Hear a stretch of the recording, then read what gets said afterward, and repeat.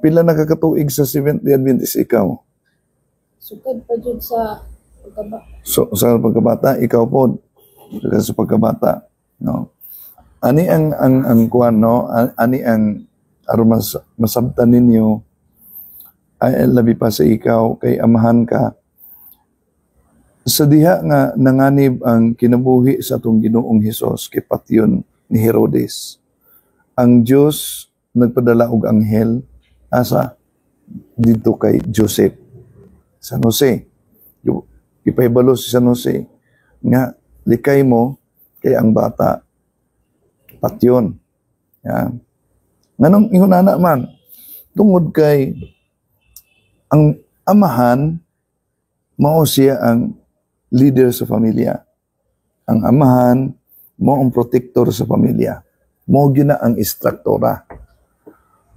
So ang pamilya na naa dinhi preparation ni Asia sa laing kinabuhi. Nga kung mahimo dili magbulag bisan sa laing kinabuhi. Kasi may tabo kung usa lang kagabi sakop sa inyong pamilya, di makauli nga wa mo kabalo. Digin mo katulog. Unsa pagka kung iniabot sa laing kinabuhi, dunay mabulag, dunay sa impyerno, dunay sa langit. Muna nga preparasyon ni pananglitan kundi man ta motuo nga dunay langit, dunay impyerno, kundi ta motuo ana nga dunay langit, dunay impyerno, usa ra gyud nato maiskapo. Nga ang matag usa nato mamatay. Ini kamatay nato Hebreo 9:27 matubang kita sa hukom sa Ginoo. Human sa kamatayon tapos niini hukom. Don't know sa pagtulunan sa Seventh-day Adventist kung di ba ang sa Seventh-day Adventist ang lawas mong kalag, ang kalag mong lawas kung mamatay nara sulubnganan. Mo na ang pagtulunan. So mo nang wala nay ampu-ampuan pang mga kalag kay magpaabot sa pagbalik sa Ginoo at sir mabanaw. Muna ang gitawag general judgment sa simbahang Katoliko. Pero before ang general judgment, ano sa man mahitabo ang general judgment? Muna ang pagbalik sa Ginoo. Pabalik ang Ginoo, hukman tanan, mga buhi ang mga kuan. Ang atong kalag ibalik sa atong lawas. Kay ang tao, dili man siya tao kung kalag lang. Kalag ug lawas man siya, no? Pero so wala pa mo abot ang general judgment katong pagbalik sa atong Ginoo. Sa Hebreo 9:27, human sa kamatayon tapos ani hukom. Sa ato pa, dunay hukom humas kamatayon. Dili tinuod ang giingon nila nga kananaang ang kalag mo orang lawas, ang lawas mong kalag kung mamatay ang lawas patay pong kalag naman. Ikaw nang Ginoo sa Mateo 10:28. Unsa iyang giingon? Ayaw mo kahadlok sa magpatay sa inyong lawas, pero dili makapatay sa inyong kalag. Kahadlokin ninyo ang mapatay sa lawas o kalag. Sa ato pa, tinuod ang giingon sa itong Ginoo di ay na dunay bahin sa tao nga dili mamatay. Mamatay man ang lawas, pero dunay di mamatay. Sa iyang giingon, 10:28, ayaw mo kahadlok sa mapatay sa lawas, pero dili makapatay sa kalag. Ang una-una sa uban nga inigkamatay sa tao, nara sa slubnganan. Pero tanawa ang Lucas Kapitulo 16. Ano siya mabasa diya? Namatay si Lazaro. Namatay ang dato. Si Lazaro, tuwa sa kiliran ni Abraham, ug ang dato. Kung ang lawas maora, ang kalag, ug ang kalag morang lawas, kinsa man tong nag-antos kalayo? Kinsa man po tong Lazaro nga tuwa sa kiliran ni Abraham? Unya nag-istorya pa sila, amahang Abraham, naghangyo ko nimo, nga itusnob nimo, ipatusnob ang kamot ni Lazaro sa tubig. Kaya ako nag-antos sa tumang kauhaw din . So gilubong ang iyang lawas, pero doon ay nakigsulti. Muna ang kalag. Ang Iglesia ni Cristo ug ang kininiang Seventh-day Adventist, lahi ang pagtulunan. Ini kamatay sa tao, paabot sa final judgment, banahon ang tanan. No, banahon ang tanan. Tinuod banahon ang tanan. Final judgment pagbalik sa atong Ginoo. Buot pasabot, kadtong tuwa sa impierno, nga naa sa impierno, mo na ang mga kalag. Ang naa sa langit, mao pud ang mga kalag. Ang purgatorio ng mga kalag. Pag abot sa itong Ginoo, ibalik, lawas, ug kalag. Sa ato pa, lawas ug kalag na ang malangit, lawas ug kalag na ang maimpierno. Ug mo na pinaka delikado. Kay once nga mabalik na ang imong kalag sa imong lawas, mas grabe na ang kasakit sa impierno. O magdoble na ang kasakit sa impierno. Sumuna ang general judgment lahi sa pagtulunan sa Seventh-day Adventist. Mo nang dili ni handumon ang mga kalag nga nangamatay. Ang Katoliko gandom nang naa nga naman. Kinaaman sa Katoliko ang purgatorio. So ang purgatorio, katong gi-explain nato kag ganiha nga kung sa may requirements aron mosulod ta sa langit. Pinadayag 21-27. Walay makasulod sa langit bisan andunay gamayng kudlit sa sala. Na-imagine na bisan gamayng kudlit sa sala di makasulod sa langit. Unya, human sa kamatayon, doon na may di mamatay sa tao mong kalag, asa man na padulong. Hebreo 9:27, human sa kamatayon, tapos ni ini hukom. Sumuatubang day hukom. Oh. No. Dili man tanang makasulod sa langit bisan nandunay kudlit sa sala. Kung langit lang og impierno, wala nang gitawag purgatorio, di barbecue tanan. Ha? Pero ang sige ingon sa tong Ginoo, Marcos 9:49, timan-in ninyo kini, antag sa tagsa katao, linisan pinaagi sa kalayo. Dunay kalayo nga mulinis. Dili na impierno, kaya ang impierno dili man na may makalinis. Marcos 9:49, mao na naa ang gitawag og purgatorio nga mulinis. So, makatabang ba ang atong pag-ampo para sa mga kalag nga naa sa purgatorio? Sa ikaduhang Makabeo, Kapitulo 12, versikulo 41-45, ang sigingon, busa balaan ug makaluwas ang pag-ampo ug paghalad alang sa mga kalag aron mapasaylo sila sa ilang mga sala, sila nga nangamatay na. Naa din na sa Biblia. Pero unsa gibuhat sa mga protestante ana naa? Ang gibuhat sa mga protestante, paggawa sa King James Version 1611, naa pa na sa ilang Bible. Pag-abot na sa 1827 sa British Foreign Bible Society, gitangtang na. Oh, gitangtang na kay against sa doktrina nila. So duha ka matang ang King James Version. King James Version 1611 hangtod karon naa pa nang mabasa nga busa balaan o makaluwas ang pag-ampo alang sa mga kalag. Pero ang King James Version 1827 sa British Foreign Bible Society kulang na. 66 books na instead of 72 books. So kulang na. Oh, ikulangan nila. Muna na ang gibasihan sa kadaghanan karon. Kulang na ang ilang libro. 66. 66 na kalibro ang ilang Biblia. Ayaw kalimot nga ang numero 6, numero na sa demonyo. Ha? O ang tanan ng mga relihiyon nga misulbong karon kadalasan nagagikan na sa simbahang Katoliko. Kay ang unang amahan sa protestante si Martin Luther. Si Martin Luther, usa ka Agustinian monk. Siya ang pinakaunang protestante nga nagtukod og Lutheran Church. Unya nagsunod-sunod na dayon. Unsay giingon di sa Biblia sa unang Juan 2:18. Niya nakaroon ang mga antikristo. Sila gikan ra nato, pero sila mamulag nato aron maila na sila dili kauban nato. Okay, sa day kuno ang antikristo, gikan ra nato, mamulag nato aron maila na sila dili kauban nato. So, muna ang babala sa Biblia. Okay. Unsay tumong sa antikristo? Of course, nga, malabay ta sa impyerno. Yeah? Muna tumong sa antikristo. Aron,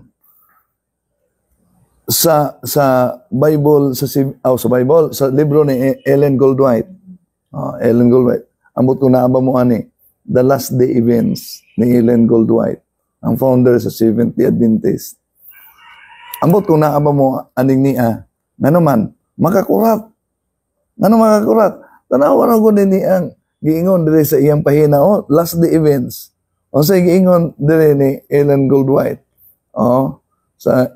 Sabi niya, ingon siya, matod pa niya, and thou, Capernaum, Seventh-day Adventist, who have the great light, which art exalted unto heaven in the point of privilege, shall be brought down to hell. Ang saday ko no? Og ikaw, Seventh-day Adventist, nga gihatagan og dakong kahayag, Seventh-day Adventist Capernaum, nga gihatagan dakong kahayag, sa punto sa kahigayunan, gibayaw ngadto sa langit, sa punto sa kahigayunan. Paga ilabay ka o yudyuron ngadto sa impyerno. Kini niya, libro ni sa Seventh-day Adventist. Ang gingon niya, ikaw Seventh-day Adventist. Bisag sa makabasaan na. Nganong gisulat mo na? Nga, ikaw Seventh-day Adventist, yudyuron ka sa impyerno. Si Ellen Goldwhite ang author na. Dila na. Kaning libro, ang dakong away. Si Ellen Goldwhite gyapon ang author ana. Basaha ang giingon diri sa inyong libro sa Seventh-day Adventist kana. Gitagna kini ni Jesus sa kasayuran na ang isyu bahin sa tagna mahimong labing dako nga pagsuta alang kanila sa katapusang mga adlaw. Ug manggula ang daghang mga bakakong mga manalagna og manggula ang daghang mga bakakong mga manalagna og magapasalaag sa kadaghanan. Alang sa dugang nga pagpasantop gihatag sa Dios kini nga mga pulong ngadto kang Juan. Mga hinigugma, dili ninyo tuhuan ang tanan nga espiritu, apan sulayin ninyo ang mga espiritu kung iya ba kini sa Dios. Kay daghang bakakon nga mga manalagna nga manungha sa kalibutan. Hinuon lakip na si Ellen G. White. Nasulat mo na sa libro sa Seventh-day Adventist. Daghang mga bakakong manalagna nga mutumaw sa kalibutan. Unya kisa man na ang bakakong manalagna nga mutumaw sa kalibutan. Hinuon lakip na si Ellen Goldwhite. Ang pangutana nga nasulat man niya sa libro. Libro man niya, ambot ko na abang mo inyo kanini nga mga libro. So dili sa pagdaot kundi na to. Nganong gisulat man Nganong gisulat man sa isa ka libro nga mga bakakong manalagna nga mo tumaw hinuon lakip na niini si Ellen Goldwhite. Nganong gisulat man siya? No. Sa Seventh-day Adventist ka libro na. Now, kung tanaw na to ang sulat po ni Ellen Goldwhite din nag-ingon siya sa libro nga ang mga buhat sa mga apostoles.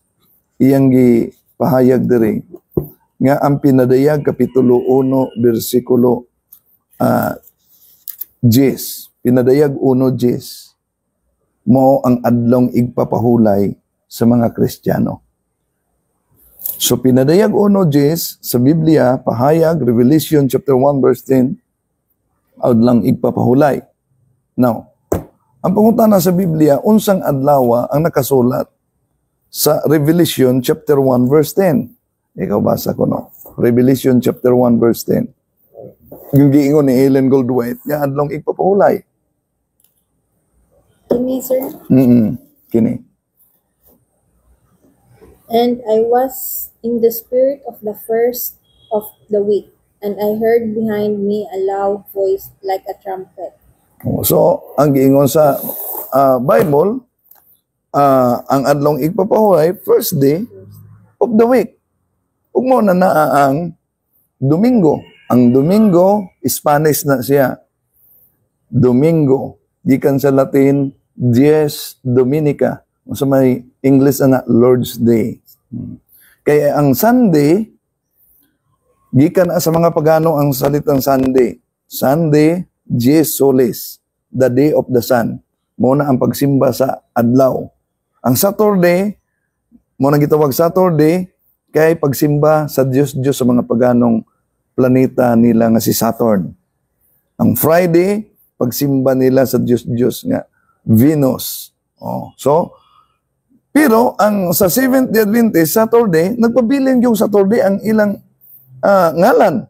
But sa Christian, ang Sunday, gitawag na og Domingo. Nganong Domingo man, kay ang Spanish sa Spanish na nga language, nga ang English Lord's Day. Nganong Lord's Day man, ingon si Ellen Goldwhite sa libro, Buhat sa mga Apostoles, ang pinadayag, Kapitulo 1, versikulo 10, adlong igpapahulay sa mga Kristiyano. Ug unsa nang adlaw, kung ana ta sa Spanish Bible, Revelation chapter 1 verse 10, I was worshiping on the day of rest. When I heard voice behind me, day of rest. Kung ana ta sa Spanish, yo poy en el espíritu en el día del domingo. Domingo na. Karon, kung makita ninyo sa mga libro uban pa sa Seventh-day Adventist, libro uban sa Dakong Away, nga mga libro, ang sagarang gibakbakan ang simbahang Katoliko. Di gyud mo matikod nga ang Pilipinista nga pare-pareharag Katoliko na naapoy mga pare na obispo na mga santos, giapil nila. Wala. Ang giatake sa grupo sa Satanic Church ni Anton LaVey, ang simbahang Katoliko. Ang giatake sa mga Seventh-day Adventist o Iglesia ni Cristo, mga born again, simbahang Katoliko. Pero, dili ka makadungog nga dunay nag-atake sa nagtukod sa Katoliko. Wala nila atakihan ng nagtukod sa Katoliko. Nganong wa man nila atakihan ng nagtukod sa Katoliko. Kaya kung atakihon nila ang nagtukod sa Katoliko, mapugo sila abli sa kasaysayan. Ug tan-awon kinsay gatukod ani. Ug ang tanang history nagtug-an nga simbahang Katoliko gitukod ni Hesus Kristo. Panalitan bisag kinsa nga pastor, sulayin yung pangutana. Kung ang Katoliko sa iyo, pastor, puot pasabot kining simbahan na tinukod ig tawo. Ang pangutana, kinsang tawhanang gatukod ani niya simbahang Katoliko? Kung dili si Kristo. Naakabay ikatudlo nga tawo base sa history nga kining simbahan na gitukod lag tawo. Naman, ang Seventh-day Adventist naman tayo itudlo si Ellen Goldwhite, sila si James White, mo iga tukod an hata sa kininiang Church of Christ, si Alexander Campbell, anata sa Iglesia ni Cristo, si Felix Manalo, anata sa grupo sa Born Again Church, Param. So, tanang reliyon, anata sa Islam, na si Muhammad, 622, wala pa ang Protestante natukod na ni Muhammad. Pero, kung ang Katoliko nga gitabangan og atake sa TV, sa radyo, ug sa uban pa, lakip na sa mga libro, kung kining simbahan na sayop, dili ni sayop sa mga miyembro, dili ni sayop sa mga pare ug obispo. Sa Santo Papa, sayop ni sa founder. Dapat unahon nilang atake ang founder. Pero nga naman, nga wala may mga atake founders Katoliko. Nganong di man ta kadungog, nga dunay mga pastor nga giatake nila ang founder. Nganong ang ilang atake sa doktrina sa mga miyembro, tama naman sa Santo Papa nga, ang Santo Papa 666, mananap mapintas. Nganong wa man nila atakiha ang nagtukod. Kaya kung atakihon nila ang nagtukod, mapugo sila o pag-research aron pagtan-aw, kisa mo gyud katukod ani. O makita nimo na ang kasaysayan Ang gatukod, walilain ang atong Panginoong Jesucristo. Usa sa mga putol-putulon po nila aron ang mga Katoliko, mga inosente, munang abi ninyo dili igo nga magpabunyag lang. Dapat may bawaan po ninyo ang pagtulon ang Katoliko. Ikinabuhi ang pagtuo. Di igo magpabunyag lang. No. Dapat doon na tayo kahibalo. Nga naman, kay mga ginikanan, mo'y magtutudlo sa inyong mga anak. Kung dili niyo tudluan ang inyong mga anak, may tungod sa pagtulunan, sa simbahan, o dili ikinabuhi ng naa, madala na sa laing reliyon. Kaya dagang kay mga laing relihiyon karon nga milutaw, nga Katoliko mo gitabangan. Yan taktika sa yawa, divide and then attack. Bahin-bahin na, then atakiha. So sa bunyag, igo na, dunay duha ka mga maninay-maninoy nga mo saksi. Moingon ang pare, krosan ako ang agtang sa gibunyagan, sundon kini sa inahan, amahan, maninay-maninoy. Pag krosa pare sa agtang, unsa man na, buot pa sa buot, nga gipatika na ka sa patik sa pagka-Kristyanos. Munang ingon si San Pablo, Galacia Kapitulo 6, versikulo 17, wala na si bisan kinsa pang di na ako makapasigarbo sa bisan unsa pa. Kay gidala ko sa akong lawas, ang patik ni Kristo. O saan ang patik ni Kristo? Kung tanaw na to ang unang Korinto, Kapitulo 1:18, alang sa wala maluwas, ang cross binuang. Pero alang sa giluwas, ang cross gahom sa Dios. So, tanang relihiyon nga bulag sa simbahang Katoliko, allergic sa cross. So, gidala nato nga patik sa atong lawas ang tibaan ni Kristo. Munang sa ngalan samahan sa Anak ug sa Espiritu Santo, nga naman mubong pagampo nga gisampit nato ang misteryo sa Trinity, nga giingon sa atong Ginoo. Giingon sa atong Ginoo sa San Mateo 28:19-20, bunyagi sila sa ngalan samahan sa Anak ug sa Espiritu Santo. Unya mao na sign nga gipadayag nato ang timaan sa atong pagka-Kristiyanos. Sign. Munang ang cross, gitahod nato, girespeto nato. Ang uban naghalok sa cross. Dili tungod kay ang cross kahoy siya. Kundi ang simbolo niya, simbolo sa pagka-Kristiyano, simbolo sa atong kaluwasan.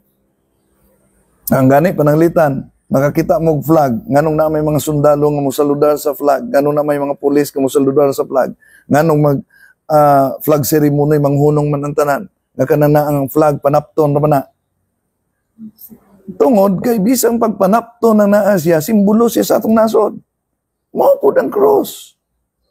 Ang cross simbolo sa atong nasod, ug daghang mga relihiyon nagsalikuy anak kisay katuparan.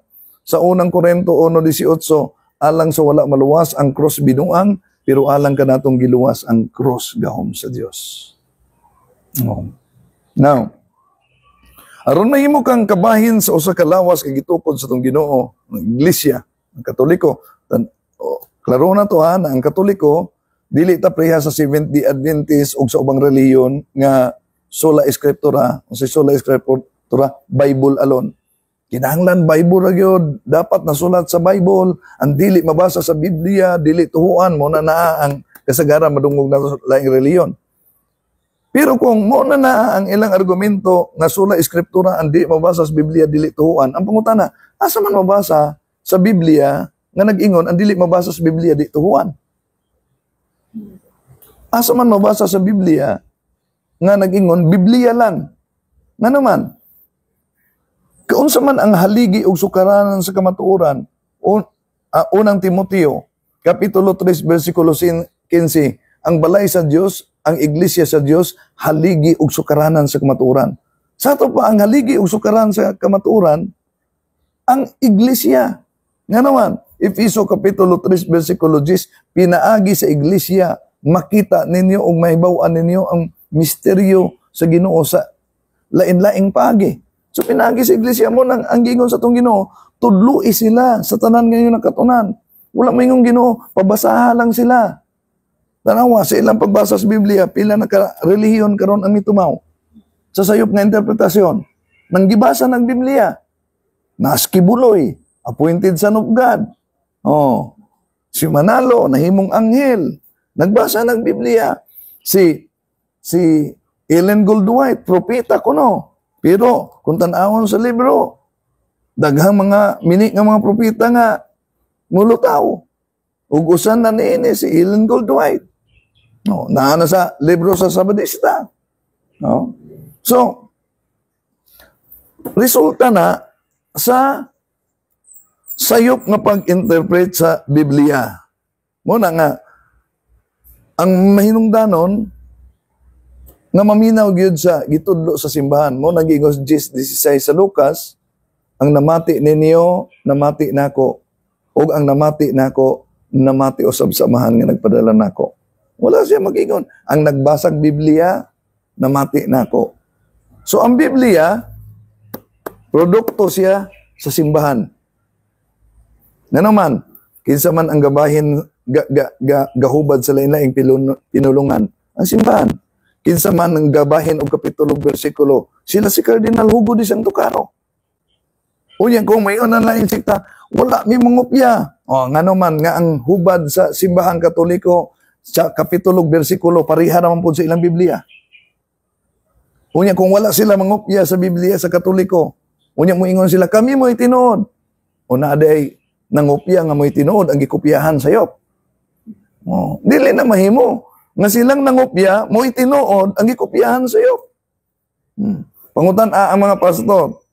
Kasi gabahin sa kapitulo bersikulo. Di ba magangan ng naa? Ano, wala na sa history. Pumingon sila, Bible lang. O sige, asas Biblia ang pulong, Bible lang. Asa man ang mabasa? Wala. So, na sila mga pagtulunan nga wala sa Biblia. Pananglitan, ang kalendaryo karon nga gisunod. Kini tanang relihiyon. Apil na Seventh-day Adventist sa kalendaryo gisunod. Gregorian calendar. Kinsa gahan ay ana si Pope Gregory XIII. Ganong gisunod ba na nila? Kundi sila mo sunod sa simbahan Katoliko. Oh. So, aron masakop ka sa tinuod nga simbahan, muna, San Mateo 28:19-20, bunyagi sila sa ngalan samahan sa anak ug sa Espiritu Santo. Sa dihang gibunyagan mo, erase tanang sala. Buot pasabot, ang pinakabalaan sa tanang balaan, mo itong bagong binunyagan. Kung ang bagong binunyagan mamatay, nawa makahimog mortal nga sala, diretso na siya sa langit. Pero, tungod kay, ang tao huyang man, muratag simintadong balay nga niagi na ang sunog, weak na naa siya. Huyang ang tao. Buot pasabot, bisag na bunyaga na ka, ang bunyag mo ng pagpakatao pag-usab, Juan Kapitulo 3, versikulo 5, ug ang kumpirma mo na ipagpalig-on, pagpadala sa 7 gifts of the Holy Spirit. Buot pasabot, ang bunyag, pagpakatao pag-usab, ang kumpirma, pagpatubo. Dili man pwede kang matawo lang ka, di ka mutubo. Munang dunay kumpirma, no? Aside sa bunyag may kumpirma aron motubo ka sa imong pagka-Kristiyano pinagi sa 7 gifts of the Holy Spirit. Pero huyang man ta. Huyang ta. Dali ta mong ibog sala. Munang before we kayab ang atong Ginoo dito sa langit, before siya misaka sa langit, unsay gingon niya San Juan Kapitulo 20, versikulo 21-22, gihipan niya mga apostolis gignan, dawatan yung Espiritu Santo, bisang unsang mga sala sa mga tao inyong pasayloon, kana mapasaylo. Bisan unsang mga sala sa mga tao, dili nyo pasayloon, kana dili usab mapasaylo. Muna ang kumpisal. No? Kung makahimo man tagbugat nga sala, mortal nga sala, grave sins, muna mangumpisal ta. Unsa man ang grave sin, bisan pag nakasal na mo sa pare, bugat nga sala nga dili na ta mga lawat. Una, kung kamo sa inyong kaminyoon bisang nakasal mong pare, nagamit mo contraceptives, pills, IUD, kondom, dili na pwede makakalawat hangtod, nabiyaan ang sala ug mangumpisal. Oh. Ano man, mga lawat dahi ko. Ang pangalawat muna'y pinaka sentro sa uban, mo nga naman sa simbolo na. No, dili na simbolo. Dili mamakak ang atong Ginoo nga nag-ingon, kini mo ang akong lawas, kini mo akong dugo. Wa siya mag-ingon, kini ang simbolo sa akong lawas. Kini mo akong lawas, kini mo akong dugo. Dawatan ninyo kini. Sa gingon ni San Pablo, unang Korinto, Kapitulo 11, versikulo 26, 27, si bisan kinsa nga mudawat sa tinapay ug sa kupa sa Ginoo sa paagi nga dili siya takos nakasala batok sa lawas ug dugo sa Ginoo. So, mo nang kinahanglan mangumpisal gyud. Kung mahagbong mang sa mga sala. Kung sa pananglitan, mahagbong sa sala. Kay pag binunyagan kang Kristiyano, obligado tang mo simba kada Domingo kauban sa tong pamilya. Obligado tang mo simba. Anong obligado man? Una, tandaan ninyo niya. Sa Genesis, sa dihang ang Ginoo gabuhat og isda, asa man siya nakigistorya? Sa tubig, nabuhaton niyang isda. Sa diyang gabuhat siyang tanom, asa man siya nakikistorya? Sa yuta, nabuhaton niya ang mga tanom. Pero sa diyang gibuhat niya ang tao, asa siya nakikistorya? Sa iyang kaugalingon, buhaton nato ang tao sama sa atong panagbuhay. Sa punto, ana, ang isda, kuhaa sa tubig, di ba mamatay na? Ang tanom, kuhaa sa yuta, di ba mamatay na? Ang tao, usab walay simba-simba, kuha agi kas Ginoo, buhi pa, patay na ang kalag. Muna nga obligado gyud, obligasyon gyud nato nga musimba dili lang taman sa pagkabinyagan nga magkuyog ang pamilya. No? Obligado na, obligasyon na. Ano man, may busy man ko. Inumdumi ha. Inumdumi, pananglitan. Doon na kay 200 sa imong bulsa. Unya nag-atang kag sakyanan di sa dalan. Dayon, miduol ko nimo, nangayo ko hinabang. Naluoy ka na ako, gihatag nimo ang 100. Pila na bili nimo? 100. Samtang nagpaabot ka sa sakyanan, ang imong 100 nga nabilin, gikuot. Unya nasakpan nimo ng kuot, ako ra po nagihatagag 100. Sa imong bation. Naturo, masuko gyud, gataga na kag 100. Kuoton pa nimong 100, di ba? Ang Diyos, naghatag natog 7 ka adlaw. Sa 7 ka adlaw, nangayo siya og 1 ka adlaw. Sa 1 ka adlaw, 1 ka oras. Lahi sa 70 Adventist tibuok gyud adlaw, di ha? Ang kamo magsimba. Holy gyud. Usa lang ka oras. Munang di pwede natong kuoto na.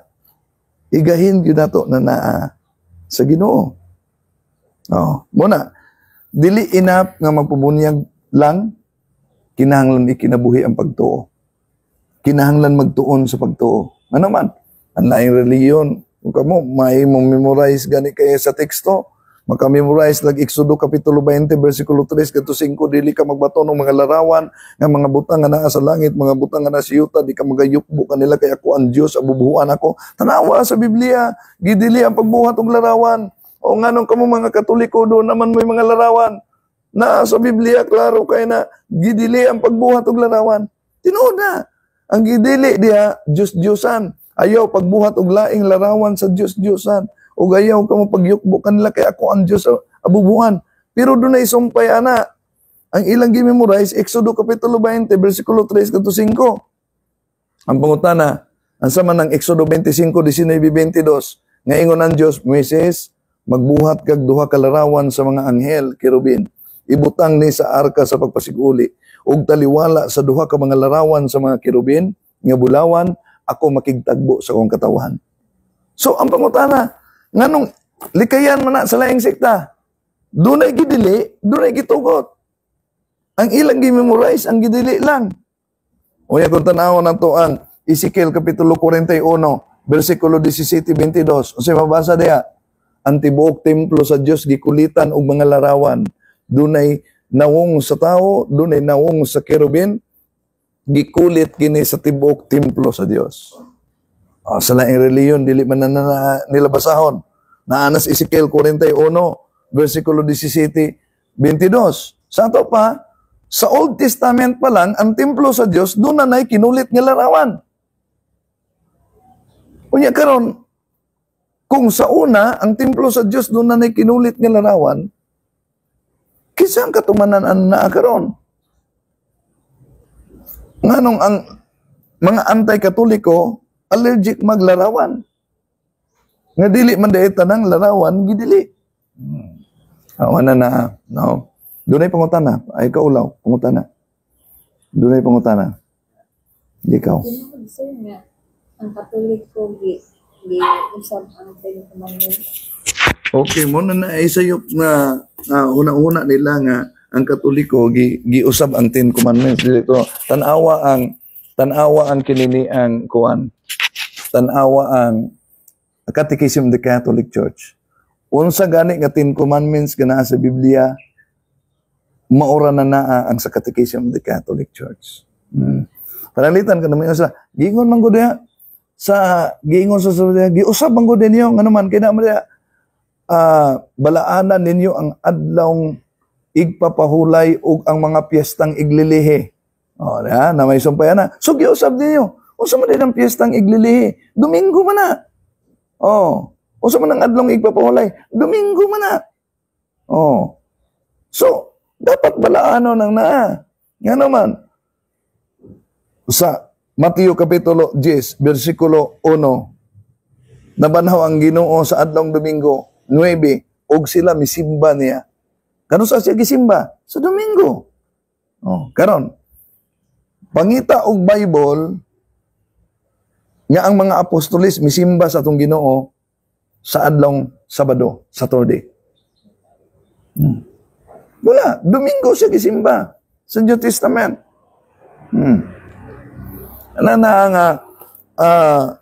Ang claim nila giusab lang. Okay, so sa ato pa kung sila ang naa sa husto kayo nga pagtulunan ang pangutana nganong sa libro kisa may Euros Impierno. Nganong gibutang man diri sa libro ang Sabadista Euros Impierno. Nga klaro man kayo ang nakasulat sa bisan pag ipadayon na to, ug ikaw Capernaum, Seventh-day Adventist, nga gituboy ngadto sa langit, sa punto sa kahigayunan, pagayod yoron sa impyerno. Kaya how about ang Katoliko? Nga kanunay nilang giatake. O kani kang Ellen Goldwhite gyapon nga libro. Unsa gingon The Great Hope. Unsay gingon dire sa pahina 77 about sa Catholic. It is true that there are real Christians in the Roman Catholic Communion. Thousands in the church are serving God according to the best light we have. So, kung ang Katoliko nag-usab sa balaod, nganong na may tinuod nga Kristiyano sa simbahan Katoliko? Kung ang Katoliko wala magsunod sa balaod, kinsa mayudyuron sa impyerno? So, abi ninyo, ang pagkailad, masinati na sa lain-laing paagi. Pero ang labing pait, kung mailad ta sa relihiyon, kay bugti ana ang kalag nato sa katapos sa paghukom. Tanawan ninyo ang tanang reliyon, i-research ninyo, i-google ninyo. Di sa pag mag-google ka, pangutan, who is the founder of Seventh-day Adventist? Tubag na. Tubag na. Ellen Goldwhite. Who is the founder of Iglesia ni Cristo? Pangutan ang Google. Tubag na. Felix Manalo. Pero pangutan who is the founder of the Catholic Church? Sulaye. Pangutan I-google. Who is the founder of Seventh-day Adventist? Unsay tubag? Jesus Christ. Nasa? Who is the founder of the Catholic Church? Jesus Christ. Di ba doon na may kanang pangutana? Di ba na ang saan to pangutana gani kanang who is the founder of the who is the founder of the Catholic Church?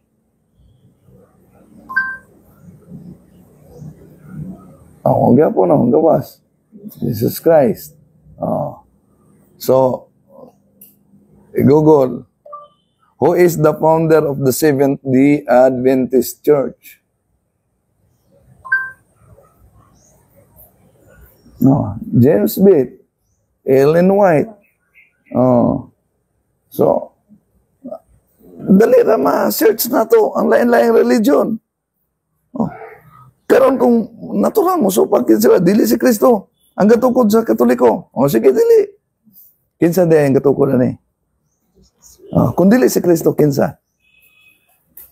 Makahatag ba mong tao nga nagtukod sa simbahang Katoliko nga dili si Kristo? Wala. Di na nila mahatag. Doon na pa'y pangutan na? Sir, katulad yun, sir. Karala. Okay.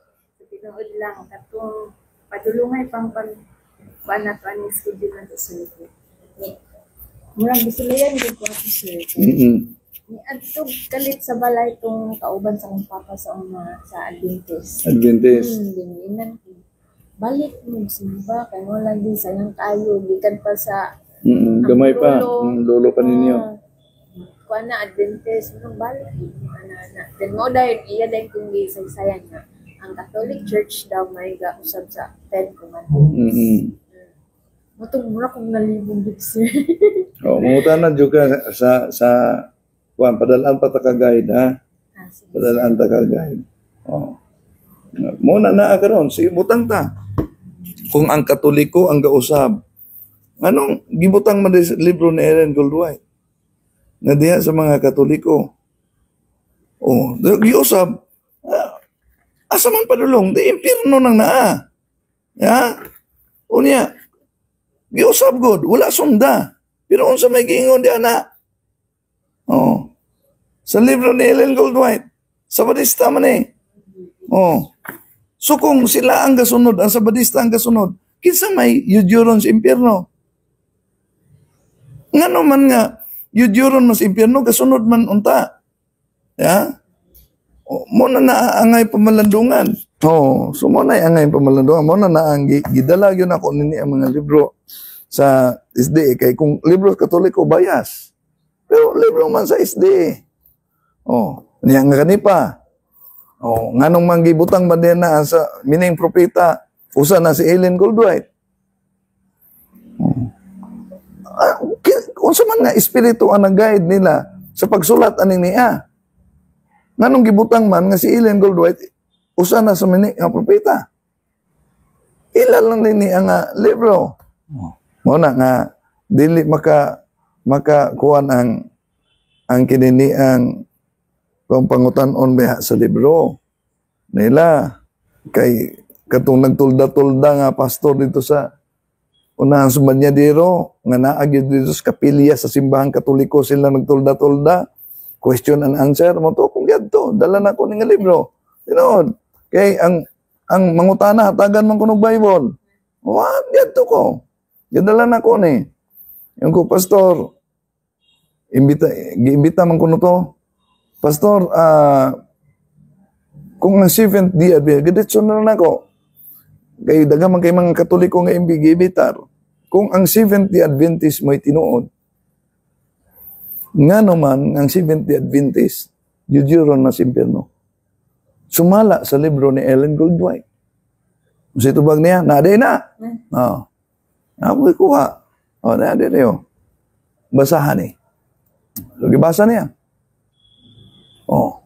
Kung maniyag basa, dili ni debate. Di nilang tama ng andong karanaang kuan. Ay